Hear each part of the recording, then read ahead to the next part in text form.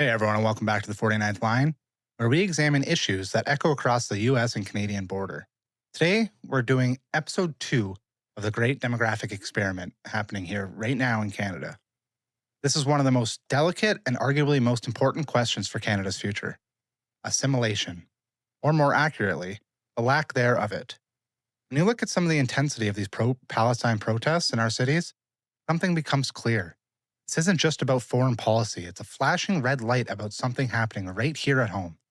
It reveals that for many new Canadians, frankly, some of the not so new ones, that their primary loyalty and identity isn't yet anchored to Canada. And our policies might be making that worse. We're a nation of immigrants. That's our spoken pride.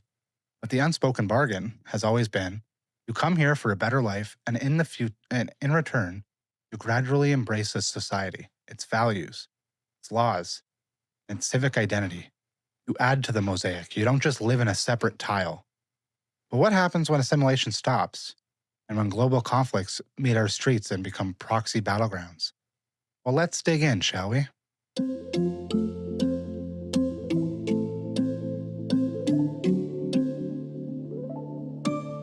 Okay, so first we got to be a little understanding. When you migrate by the hundreds of thousands, it's natural to seek a community. You create neighborhoods, shops, and networks with people who share your language and culture. We call them ethnic enclaves. For instance, Italy, Little China, those are ethnic enclaves. And on the surface, they're a beautiful part of our diversity. But there's a downside we don't talk about enough. These enclaves can become cultural bubbles, media from the old country, social pressures from within the community, and a slowed integration into the broader Canadian story. Heart might still not be there. It's in their homeland. What we see is some of those protests is the logical outcome of that bubble. It's not just sympathy for a cause abroad, the visceral primary identification with it.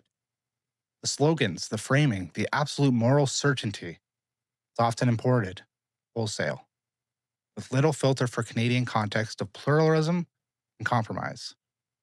The protest isn't a Canadian engaging on a foreign issue, the member of a diaspora operating on Canadian soil, but emotionally and politically still there. That's a cultural distinction for our social cohesion.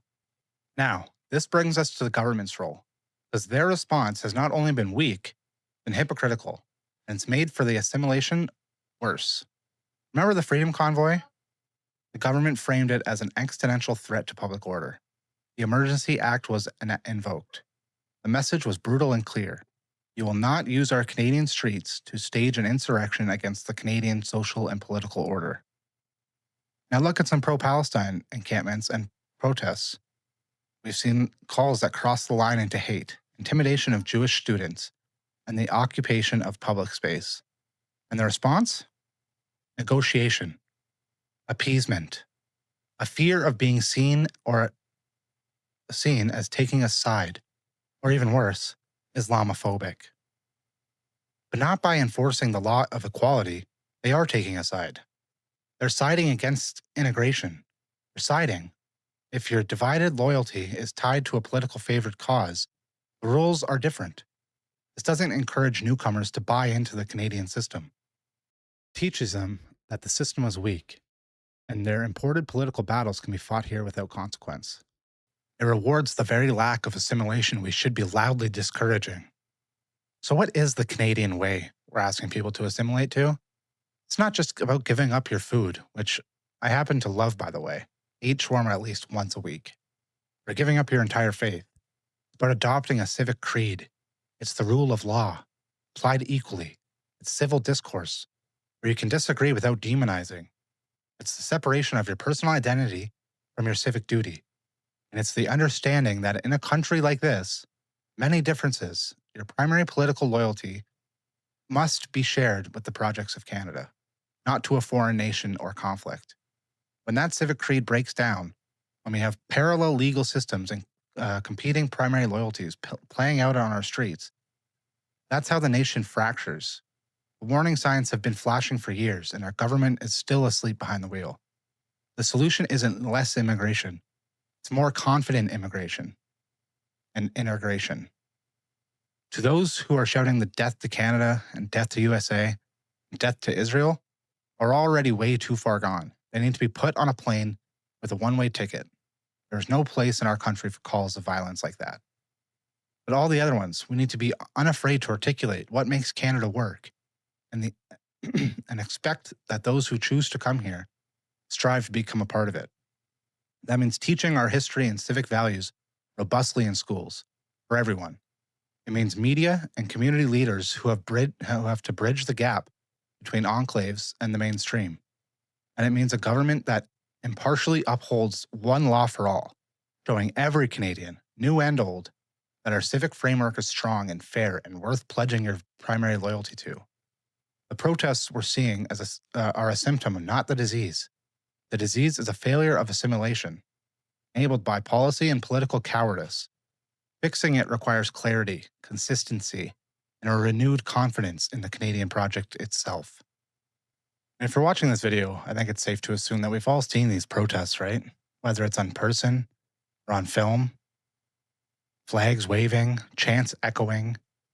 And the worst of it all, the death to Canada chants. On our streets, nonetheless, these people should be automatically deported. Zero guilt in my heart for saying that. We have zero skin in this war. Zero. Nada. Yet here we are paying the price. Toronto alone has spent $19.5 million in 2024 policing these rallies, and I'm sure more as we go into 2026. Montreal, Ottawa, Calgary, and Winnipeg, millions more. Millions of your tax dollars gone to overtime, patrols, clearing the streets. Meanwhile, small businesses lose customers, families are delayed from taking their kids to daycare or to school, neighborhoods are disrupted. And that's just the major cities that we know about.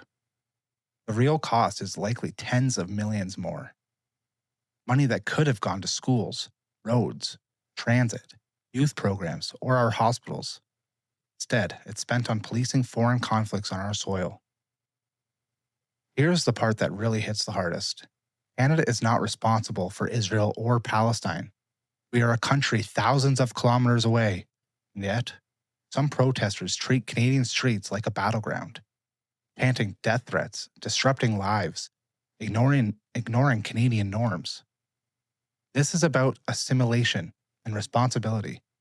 Canada is supposed to be a country where newcomers build communities, contribute, and respect civil life. But some groups prioritize foreign wars over Canadian lives and safety. Streets blocked, businesses suffering, families are stressed, and taxpayers are footing the bill. Ask yourself, how long will we tolerate this? Millions spent, communities disrupted, streets turned into arenas for conflicts that we have no part in. The worst part? Some of these chants directly threaten Canadians while demanding our attention on wars that we're not even involved in.